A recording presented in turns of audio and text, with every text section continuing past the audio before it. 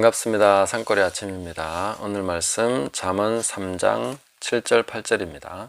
스스로 지혜롭게 여기지 말지어다. 여호와를 경외하며 악을 떠날지어다. 이것이 내 몸의 양약이 되어 내 골수를 윤택하게 하리라. 아멘. 자, 우리가 스스로 지혜롭게 여기지 말지어다 이 말씀을 보면 그렇지, 나는 내가 참 어리석다고 여기고 있어. 나는 진짜 바보 같아. 나 얼마나 이렇게 미련하게 행한 게 많은데, 이렇게 하면서 이제 부정적인 자기 견해를 표현할 수 있습니다. 자, 그러면 내가 정말 스스로를 지혜롭게 여기지 않는가 하는 것을 평소 행동을 통해서 살펴볼 필요가 있습니다. 내가 누군가를 만나면 그 사람에게 말을 많이 하려고 하는 편인가, 아니면 내가 말을 듣는 편인가, 어느 쪽이십니까? 말을 많이 하려고 한다면 내 속에 뭔가 많이 들어있다는 생각을 할 가능성이 많은 것이죠. 그리고 내가 평소에 누군가로부터 계속 배우려고 하는 사람인가, 아니면 가르치려고 하는 사람인가, 이런 것도 봐야 되겠습니다. 그리고 내 주변에 있는 사람들을 보면 한심해 보이는가, 아니면 다들 지혜로워 보이는가, 그들의 지혜가 보이는가, 그들의 한심함이 보이는가, 그런 거에 따라서 내 스스로를 내가 어떤 위치에 두고 있는가 하는 것을 가늠해 볼 수 있겠다 하는 것입니다. 물론 자기가 행동을 통해서도 내가 지금 살이 찌고 있구나 빠지고 있구나 이런 거 알 수 있지만, 정확하게 알려면 저울 위에, 체중계 위에 서보면 알지 않습니까? 쪘구나, 정확한 치수가 나오는 거죠. 그냥 기분상 좀 찐 것 같아, 이게 아니라 우리가 스스로를 보려면은 이런 객관적인 잣대, 그러니까 외부와 연결되어 있는 그런 것을 통해서 자기를 자꾸 보셔야 됩니다. 그래야 이제 자기에게 속지 않는 것이죠. 스스로를 지혜롭게 여기지 않고 있는가? 거의 아닐 거라고 생각합니다.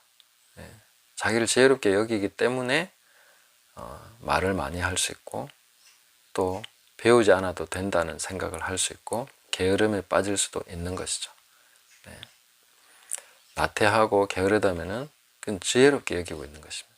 자기를 지혜롭게 여기기 때문에 뭔가를 배우려고 하지 않는 거죠. 열심히 노력하고 있지 않는 것이죠. 그렇게도 볼 수가 있겠습니다. 그리고 특별히 하나님과의 관계 속에서 그 말씀을 따라서 철저하게 살아가려고 하는가, 아니면 말씀은 대충 보고 다른 수단과 방법을 자꾸만 찾고 있는가. 보통은 원리와 원칙과 이 사람들의 어떤 것을 따라서 인생을 계획하고 자기 삶을 지금 해나가고 있는, 살아나가고 있는 그런 분들이 많죠. 그래서 하나님보다 더 똑똑하다고 생각하는 분들이 많은 것 같습니다. 성경 말씀대로 하지 않고 뭔가 다르게 하는 거죠. 하나님 말씀을 그대로 순종하고, 그걸 물론 잘 해석을 해야 되지만 그렇게 하지 않고 나간다면은 자기를 지혜롭게 여기고 있는 것이죠. 하나님보다 더 지혜롭다고 생각하고 있는 것이죠. 그래서 우리는 하나님을 경외하고 악에서 떠나려면 첫 번째로 내가 지혜롭지 않구나 하는 것을 계속 깨달아 가야 됩니다. 그것이 지혜를 얻는 가장 확실한 길이죠. 제일 필요한 첫 출발점이다, 첫 단추다, 이렇게 생각할 수 있겠습니다.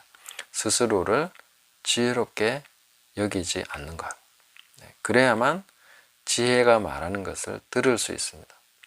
그리고 남을 나보다 낮게 여길 때, 나보다 다 나은 사람이구나 할 때에 그들의 지혜가 보이고, 그들의 탁월함이 보이고, 그들의 그 삶에 있어서 내가 많은 것을 배우고 또 깨달아갈 수 있게 되는 것이죠. 그렇게 가는 것이 가장 바람직하다. 이 성경 말씀이 잠언이 주는 지혜를 우리도 받을 수 있는 그런 위치에 있게 되는 것이죠. 그래서 잠언에 나오는 지혜를 보면은요, 지혜가 부릅니다. 막 거리에서, 광장에서 막 부르고 있죠. 뭐라고 부릅니까? 어리석은 자들아, 이렇게 지혜 없는 자들아 하고 부릅니다. 그러면 자기가 지혜 없는 자, 어리석은 자라고 생각하지 않는 사람은 그게 대답하지 않습니다. 딴 사람 부르는 거겠지 하고 계속 가던 길 가는 거죠. 그러니까 지혜의 부름에 응답하는 사람이 거의 없다는 거예요. 광장에 서서 수많은 사람들이 모여 있는 데서 어리석은 자들아, 어리석은 자는 나한테로 와라, 이렇게 말하면 자기라고 생각 안 하니까 대답하지 않고 거기로 가지도 않는다 하는 것입니다. 그래서 하나님께서는 어리석은 사람, 지혜 없는 사람, 미천한 사람, 이런 사람을 선택해서 이 약자들을 선택하셔서 강자들을, 지혜 있는 자들을 부끄럽게 하시는 분이다, 이렇게 성경이 말해주고 있는 것이죠. 그것은 구약이나 신약이나 다르지 않습니다. 그래서 우리 가운데에는 물론 지혜 있는 사람, 세상적인 육체적인 관점에서 그런 사람도 있고 뛰어난 사람도 있고 문벌이나 학벌이 좋은 사람도 있을 수 있습니다. 그러나 그런 사람이 다수는 아니다. 하나님은 그런 사람만 뽑는 것이 아니다. 일부러 소외시키는 것도 아닙니다. 하나님은 일부러 제외시키지 않지만 하나님이 마음에 합한 사람들을 뽑아놓고 보니 그리고 문벌 좋고 학벌 좋은 사람이 별로 없더라 하는 것입니다. 왜냐하면 스스로를 지혜롭다고 여기지 않는 사람, 나는 가슴을 치면서 죄인입니다, 세리와 장기들이 하나님 나라에 훨씬 더 가까운 것이죠. 그런 것이 하나님 나라의 원리입니다. 하나님 나라의 법칙이고 하나님께서 늘 그렇게 행하고 계신다는 것을 우리는 깨달아야 되겠습니다. 그래서 스스로를 지혜롭게 여기고 있는 한 우리는 하나님께 가까이 갈 수 없다, 하나님도 우리를 가까이 하실 수 없다 하는 것을 분명하게 깨달아야 되겠죠. 여호와를 경외하며 악을 떠날지어다 하는 이 명제는 스스로를 지혜롭게 여기지 않을 때 가능합니다. 그리고 스스로를 지혜롭게 여기기 때문에 자기 수단과 자기 방법, 자기 생각대로 하니까 그게 다 악한 것이 되는 것입니다.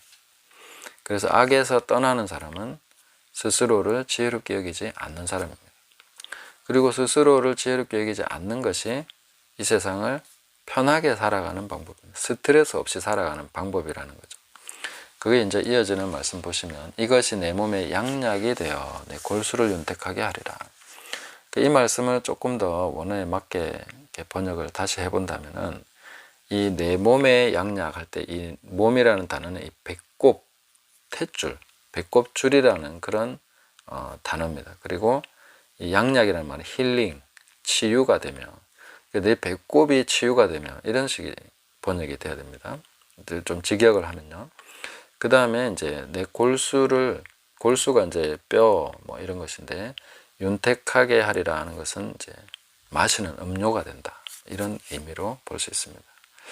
자, 그리고 조금 이렇게 직역을 해서 보면은 하나님을 경외하는 것, 그리고 자기가 스스로를 지혜롭게 여기지 않는 것은 뭐냐면 배꼽의 치유가 일어난다. 배꼽이라는 것은 인간의 가장 깊은 영역을 얘기하는 것이기도 하고 내면 어린 시절부터 잠재되어 있는 그런 부분을 얘기할 수도 있고, 그러니까 내가 의식하지 못하는 지금 현재로서 배꼽은 사실 필요 없지 않습니까? 그러나 어릴 때는 이 뱃속에 있을 때는 그 배꼽만이 유일한 나의 그 공급처였기 때문에 이 배꼽을 통해서 엄청나게 내가 그 자기를 형성해 온 것이죠. 가장 기초를 형성한 것이 배꼽입니다.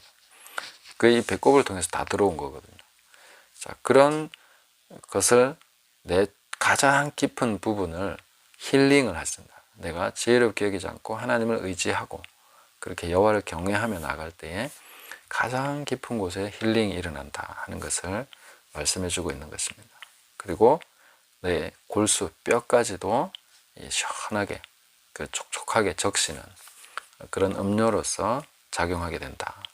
결국 보면 가장 내면의 깊은 스트레스까지, 그 상처와 무의식까지도 하나님이 치유하신다, 깨끗하게 하신다, 든든하게 강건하게 하신다. 그리고 이 범사에 인정하고 그 앞에까지 다 이렇게 이것이 이렇게 그 단어에 해당될 수 있는데, 그렇게 살아감으로써 이 세상을 가장 편하게 사는 방법입니다. 제가 지금까지 뭐 그렇게 오랜 삶을 산 건 아니지만 지금까지 살아오면서 하나님을 믿고 의지하며 살아가는 것보다 더 편한 삶을 저는 본 적이 없습니다. 하나님 믿고 의지하는 게 가장 편한 거예요. 스트레스가 없습니다. 하나님을 의지하는 거기에는 스트레스가 없습니다. 하나님 나를 배신하면 어떡할까? 약속대로 안 해주시면 어떡할까? 그런 걸 생각할 이유가 없죠. 하나님을 믿고 의지하면은 스트레스가 없습니다. 치유가 일어납니다. 그렇게 사는 것이 가장 좋은 거 아닙니까? 그래서 제가 종종 그런 얘기 합니다. 이 얘기를 제가 최초로 들은 분은 홍성건 목사님인데, 믿음으로 사는 게 제일 편하지 않느냐 이렇게 얘기하시더라고요. 이거보다 더 편한 삶이 있으면 나한테 얘기해 달라고 그분이 그런 얘기를 하셨는데, 그 이후로 저도 계속 생각하고 보면서 그 말이 맞다. 믿음으로 사는 것보다 더 스트레스 없는 삶이 없습니다. 하나님 믿는 것보다 더 든든한 게 어디 있습니까? 그죠? 그런 게 있으면 한번 말해 보십시오. 믿음으로 사는 것보다 더 편안한 삶이 있으면 얘기해 보십시오. 그 사람들은 믿음으로 살면 굉장히 힘들 거라고 생각합니다. 믿음으로 사는 게 대단한 거라고 생각합니다. 믿음으로 사는 게 뭐가 대단합니까? 하나님을 믿는 것은 당연한 것이고, 하나님 믿으면 하나님이 하시는데 그게 내가 대단할 건 없지 않습니까? 하나님이 대단하신 거죠. 하나님이 하시는 것이죠. 하나님을 의지하고 살아가면 스트레스 받을 일이 없죠. 하나님은 나를 배신하지도 않으시고 약속을 어기지도 않으시고 그걸 이룰 만한 능력이 없는 분도 아니고, 그 하나님을 의지하면 가장 든든하고 편안하고 복된 삶을 살아가게 되는 것이죠. 거기에는 스트레스가 없고 오히려 깊은 치유가 일어나는 그런 삶이 되는 것입니다. 그래서 우리가 이런 것을 생각하면서 자기 스스로를 지혜롭게 여기고, 자기 스스로 모든 것을 책임져야 되고, 자기 스스로 모든 것을 규정해야 되고, 내가 모르는 일이 일어나면 안 되고, 내 손안에 모든 것이 다 쥐어져야 되고, 이렇게 생각하는 것들을 이제 놓아드려야 되는 것이죠. 하나님을 의지하고 자기 지혜를 버리고 이제 내 명철을 의지하지 말고 하나님을 의지하고, 그렇게 범사에 그 하나님을 알아가다 보면 우리의 가는 길이 다 형통하고 복된 삶이 된다 하는 것입니다. 이것은 뭐 번영신학이나 번영주의가 아닙니다. 이건 그냥 당연히 그렇게 되는 것입니다. 하나님 의지하고 믿음으로 살아가는데 스트레스 받아서 병들겠습니까? 하나님 의지하고 내 지혜를 의지하지 않는데 내가 어리석게 행하여서 혹상 망하고 뭐 찌들리게 가난해지고 그렇겠습니까? 그런 일이 일어날 수가 없는 것이죠. 그래서 우리가 당연히 하나님을 의지하고 가는 모든 삶은 복되고 풍성한 삶이 될 수밖에 없다 하는 것입니다. 그것을 추구하는 것이 아니라 그냥 하나님과 함께 가다 보면 다 그렇게 됩니다. 이스라엘이 하나님을 의지하는데 폭삭 망했습니까? 찌들리게 가난해졌습니까? 그런 적이 없습니다. 왕이 하나님을 의지하면 그 나라가 부강해졌습니다. 오히려 자기가 하나님을 의지하지 않고 자기 지혜대로 자기 방식대로 우상을 섬기고 그렇게 갈 때에 정말 그들은 망하고 가난해지고 빼앗기고 약탈을 당했던 거죠. 실제로 하나님을 섬기는 것은 그렇게 어렵지 않습니다. 근데 우상을 섬기는 것은 너무나 어려운 삶입니다. 심지어 자기 자식까지 잡아서 바치고 그래야 되는 게 우상을 섬기는 삶이었습니다.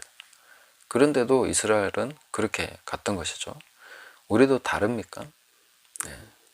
우리도 지금 우상을 따라가고 있지 않는가?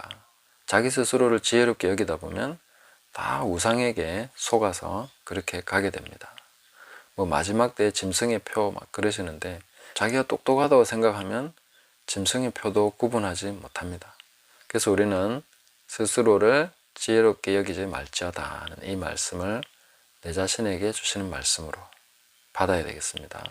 내가 나를 지혜롭게 여기고 있었구나 하는 걸 깨닫는 것부터 시작해야 되겠죠. 그리고 회개하고 돌이켜서 하나님을 경외하고 악을 떠나는 그런 저와 여러분 되시기를 예수님의 이름으로 축복합니다. 감사합니다.